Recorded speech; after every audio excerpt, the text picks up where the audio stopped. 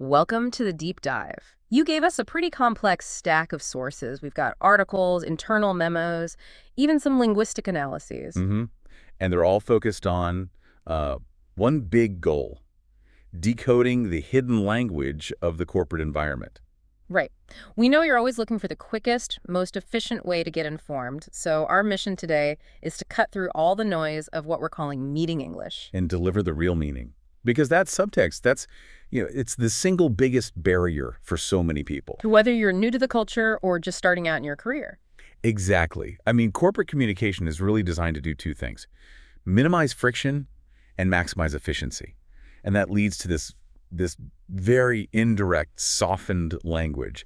If you take it all literally, you're in trouble. Oh, absolutely. You're going to misinterpret intentions, you might miss deadlines, or even, accidentally let your own projects get sidelined. It's so easy to walk out of a meeting thinking everyone's on board when actually your idea was just gently rejected maybe 3 different times without anyone ever saying the word no. That's it, precisely. And the sources show this isn't malicious, it's not personal, it's structural. Professional courtesy just acts like a fog generator. And we're here to give you the translation guide. Yeah, we are. Okay, let's unpack this. Our goal is to translate these polite, often confusing business voices into real meaning English so you can navigate these situations effectively. And we should probably start with the most critical part of any meeting: Time. managing the clock. It's the meeting chair's highest priority, and these phrases are basically their main tools for doing it without sounding rude. Mm-hmm. So let's start with the MVP of meeting shortcuts, the one we hear absolutely everywhere. Let's take this offline. Yep. On the surface, it sounds so positive, so proactive. It is proactive, but usually for the person saying it. When you hear this, you really need to immediately hear one of two translations. The first one is just, this discussion is taking too long. Simple as that. It's a polite signal that the topic is eating up a shared resource, everyone's time. But I've always thought, by taking it offline, you're just making sure you get the detailed discussion you need later. Isn't that also true? That's the second translation, and it's all about scope. It means this is not for everyone in this meeting. Ah, okay. The insight here from the sources is that it's often a subtle power move. The person running the meeting is signaling that the really specific details you're getting into are only relevant to, say, 2 or 3 people. And the other 10 people in the room are just wasting their time. Exactly. Their time, their focus. So the real meaning is less about collaboration and more about resource optimization for the group. So it's important for you, the listener, to hear that and not take it as a personal dismissal. Right. It's about efficiency. And knowing that changes your response. You don't get defensive. You become professional. The best practical response is just something accommodating. Like what? Something like, sure, happy to follow up after the meeting. Even better, add accountability. And I'll send a summary to the relevant people. I like that. You acknowledge the time constraint and you commit to closing the loop. You look like you respect everyone's time. Speaking of time, let's move to a phrase that refers to a much less certain time. The infamous. Oh, I know you're going. We'll circle back to this. Yes, the black hole of the agenda. The definitive translation for this one is always, always, not now. The frustration this causes, though, is huge. It feels like a promise, but a promise that has no date attached. And that vagueness is intentional. Yeah. That's the critical insight. The timeline is supposed to be nebulous. It could mean later today, maybe next week. But as our sources suggest, a lot of the time it just means never. So it's a delay tactic. It's the easiest way to acknowledge a point without actually committing to it. You just kick the can down the road. So if I'm you, the listener, and my project's timeline depends on this topic, just accepting a "we'll circle back" is a really bad idea. It's a recipe for delay. You absolutely cannot rely on that vague promise. If it's important to you, the practical tip is non-negotiable. You have to follow up. How? Politely, by email after the meeting, you translate their vague verbal promise into a concrete, documented action item. You basically close the circle for them. That's how you take control back from the subtext. Okay, let's shift gears from managing time to managing conflict. This is where it gets really interesting. This is all signal processing. Corporate life is full of these small professional disagreements, and these phrases are used to soften the blow. To avoid that awkward silence. For open rejection, yeah. So let's tackle one of the absolute trickiest phrases. That's an interesting point. I know I've used that when I just didn't want to flat out say, I disagree. That's a classic. It. Because sometimes it is genuine, but the corporate world has kind of weaponized it as polite deflection. But how do you know? How can you tell if they're genuinely interested or just try and move on? Well, you start with the most common translations. Number one is simply, I don't fully agree. It acknowledges your contribution without actually endorsing it. Okay. And the second one, which is maybe more urgent, is let's not go deeper into this right now. It's a very soft way of saying, please stop talking about this. So they've heard you, but they've chosen not to engage. What's the tell, the observable clue that confirms you're being deflected? The key clue, the single biggest indicator, is what happens immediately after they say it. Which is? If no follow-up question is asked, you should assume it's a deflection. Think about it. If someone really finds a point interesting, they ask for more. They want evidence or an example. Or clarification.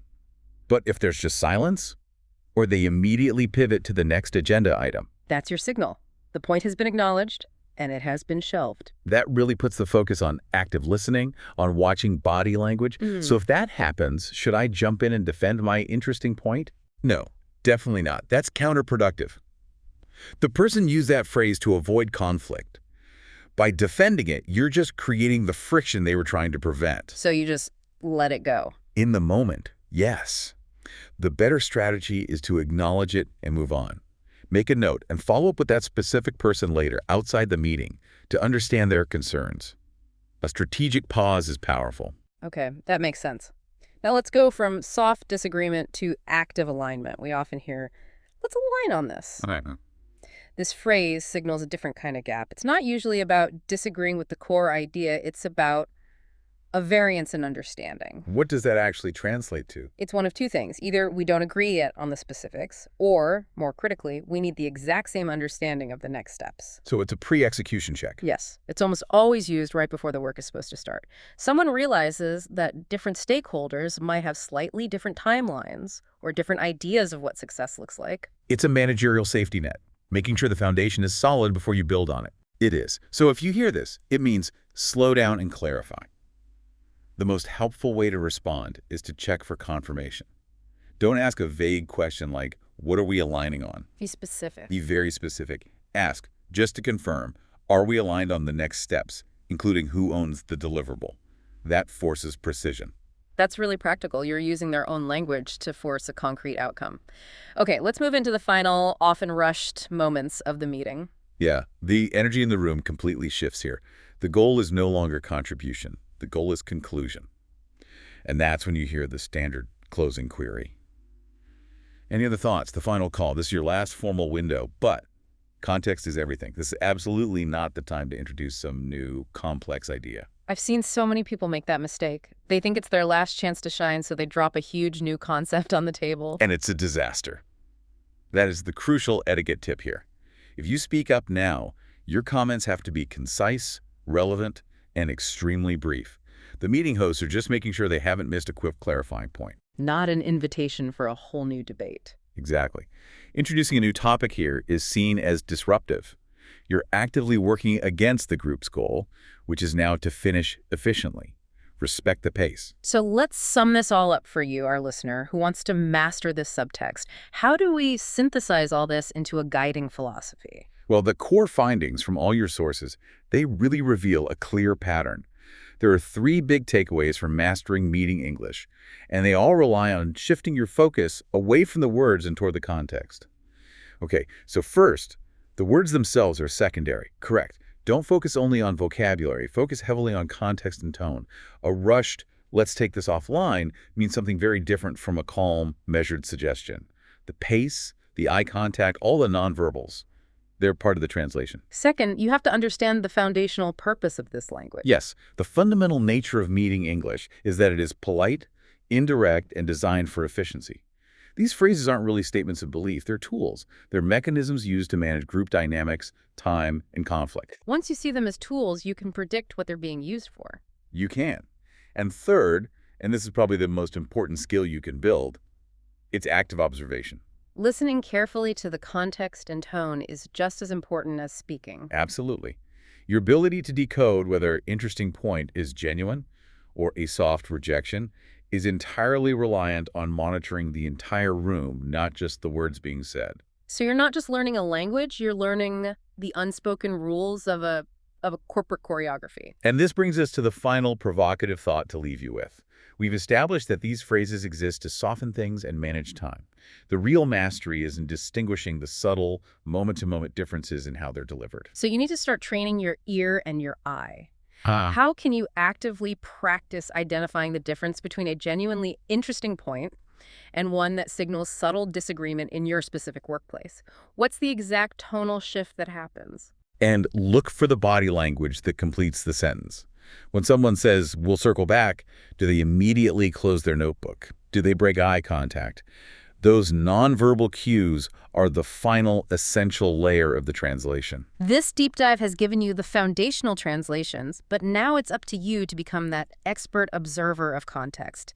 Go apply this in your next meeting and you will see how much clearer the real conversation becomes. Good luck navigating the subtext. We'll see you for the next deep dive.